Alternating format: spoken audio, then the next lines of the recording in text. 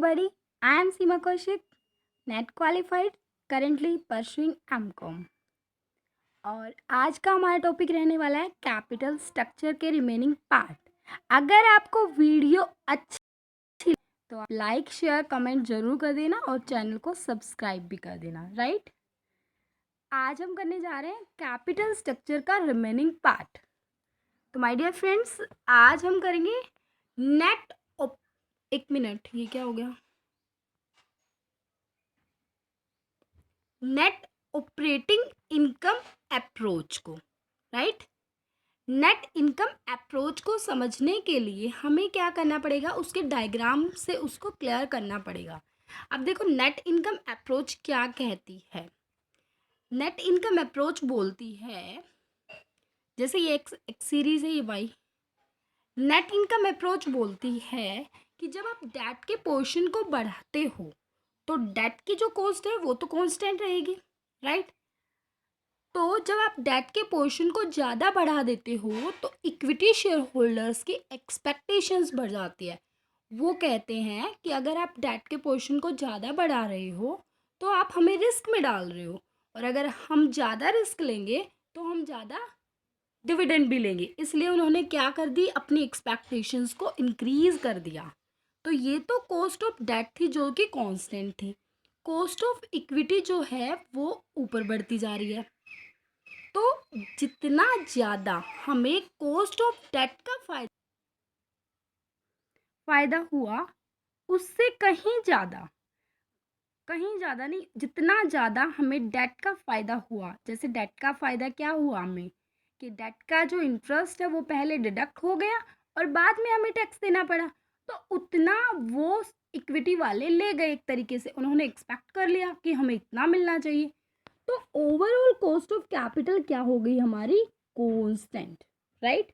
इससे पहले वाले नेट इनकम अप्रोच में हमने क्या देखा था कि डेट के पोर्शन को बढ़ाने की वजह से, राइट, डेट के पोर्शन को बढ़ाने की वजह से जो हमें टैक्स बेनिफिट हो रहा था, उससे हमारी overall cost of capital decrease हो रही थी, जो कि एक अच्छा पॉइंट था। Net income approach capital structure को वैलिड मानती थी, एक तरीके से रेलिवेंट मानती थी।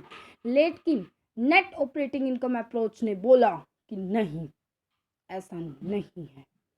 डेट के पोर्शन को बढ़ाने की वजह से इक्विटी वालों की क्या बढ़ जाती है, एक्सपेक्टेशंस, और जिसकी वजह से ओवरऑल क्या बैलेंस हो जाता है हमारा, कॉस्ट ऑफ डेट कांस्टेंट। तो इतना क्लियर हो गया। अब हमें दो कंसेप्ट बिल्कुल क्लियर हो गए हैं कि नेट इनकम अप्रोच हमारी रेलिवेंट थी, और रेलिवेंट के अंदर क्या देखा था हमने कि हमारी ओवरऑल कॉस्ट ऑफ कैपिटल क्या हो रही थी, डिक्रीज। और आज वाली वीडियो में हम ये क्लियर करके जा रहे हैं कि नेट इन ऑपरेटिंग इनकम अप्रोच इररेलिवेंट है। फर्म चाहे डेट का पोर्शन कितना ही ले, इक्विटी का कितना ही ले, कोई फर्क नहीं पड़ता, हमारी overall cost of capital remain constant रहने वाली है। इतना क्लियर हुआ? ठीक है, चलिए अब हम करेंगे ट्रेडिशनल अप्रोच। लेकिन एक बात और याद रखिए, आपने ना तो नेट इनकम अप्रोच की ये देखा कि किसने दिया, और ना नेट ऑपरेटिंग इनकम अप्रोच, दोनों के लर्न करो अभी दीदी भाई साहब को। डेविड डुरांड ने दोनों को दिया, डेविड डुरांड ने, पक्का याद होना चाहिए। क्लियर हो गए यहाँ तक? ओके, चलो एक मिनट इरेज कर देते हैं।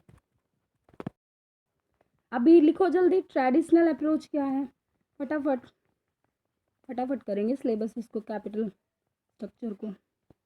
ओके, देखो ट्रेडिशनल अप्रोच सबसे पहले ये लिखिएगा, इजारा सोलोमन ने दिया, इजारा सोलोमन लिखो, इतना तो आप कष्ट करो, इजारा सोलोमन ने दिया। इसके अंदर एक वेरी इंपॉर्टेंट बात, और वो ये है कि judicious use of both the debt and equity, ये बात याद कर लो, judicious use of both that debt and equity. इसने डेट और इक्विटी का एक ऐसा कॉम्बिनेशन यूज किया कि ट्रेडिशनल अप्रोच को ही बना दिया। अब इसको भी एक डायग्राम से समझेंगे, और डायग्राम अगर हमने ये समझ लिया तो जय माता दी। ओके, चलो समझते हैं। देखो इसके अंदर क्या करना है, हमें इसी तरीके से डायग्राम बनाना है। थोड़ा सा अगर ये पतला हो जाए ना, एक सेकेंड,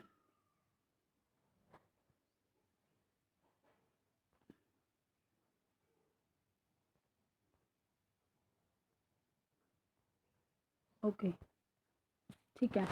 अब इसके अंदर क्या करना है हमें, ट्रेडिशनल अप्रोच के अंदर 3 स्टेजेस दिखानी है। वो कैसे, देखो स्टार्टिंग में देखो, यहाँ पर नीचे तो डिग्री ऑफ लीवरेज दिखाना है और साइड में कॉस्ट ऑफ कैपिटल दिखानी है। ये साइड में आप लिख लीजिए, राइट। स्टार्टिंग में क्या करना है, traditional approach net income plus net operating income दोनों को मिलाकर बना है। तो अब सबसे पहले हम बनाएंगे नेट इनकम वाला डायग्राम। देखो 3 पार्ट्स में डिवाइड कर दो इसको, कर दिया 3 पार्ट्स में डिवाइड। अब देखो स्टार्टिंग वाली जो स्टेज है उसमें नेट इनकम का दिखाना है। स्टार्टिंग में क्या होगा कि डेट का पोर्शन आपका बढ़ रहा है, लेकिन आपकी ये जो नीचे वाली है वो कॉस्ट ऑफ डेट है, याद रखना, ठीक है।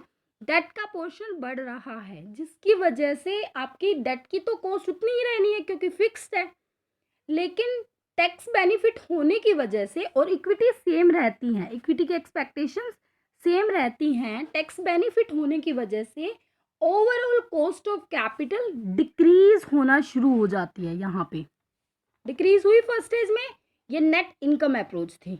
नेट ऑपरेटिंग इनकम क्या बोलती है कि डेट का पोर्शन जैसे जैसे और बढ़ता है, राइट, जैसे जैसे डेट का पोर्शन और बढ़ता है, जो डेट की कॉस्ट है वो तो कांस्टेंट रहेगी, ठीक है।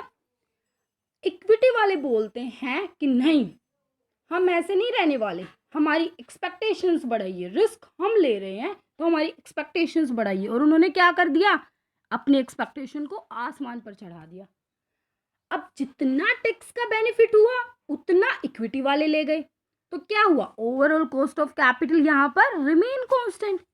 इसका मतलब डेट का कितना ही पोर्शन लो लो, इक्विटी का कितना ही ले लो, क्या होने वाला है, कॉस्ट ऑफ ओवरऑल और कॉस्ट ऑफ कैपिटल तो कांस्टेंट रहने वाली। ओके, अब ट्रेडिशनल भाई साहब मतलब इजारा सोलोमन भाई साहब ने क्या कहा, सुनिए कि आपका डेट और बढ़ा और डेट का और बढ़ने से डेट वालों ने कहा, डेट वालों की थोड़ी चलने लग गई, अब डेट का पोर्शन और ज़्यादा बढ़ा रहे हैं, तो डेट ने कहा कि हमारे इंटरेस्ट की रेट को बढ़ाइए, डेट वालों ने अपनी इंटरेस्ट की रेट बढ़ा दी। इक्विटी वाले पे बोले कि हमारे डिविडेंड को और बढ़ाइए क्योंकि हमारी और एक्सपेक्टेशन बढ़ गई, वो और ऊपर चले गए। क्या हुआ, ओवरऑल कॉस्ट ऑफ कैपिटल और ज़्यादा बढ़ गई। अब समझ में आए, ये ऊपर वाला है कॉस्ट ऑफ इक्विटी, ये है ओवरऑल कॉस्ट ऑफ कैपिटल और ये है कॉस्ट ऑफ डेट। ओके, तो यहाँ पर ये कंक्लूजन निकालना है हमें कि जो ये बीच वाली सिचुएशन है, ये सिचुएशन, ये ऑप्टिमम कैपिटल स्ट्रक्चर है और यही बेस्ट है। क्लियर हो गया ट्रेडिशनल अप्रोच।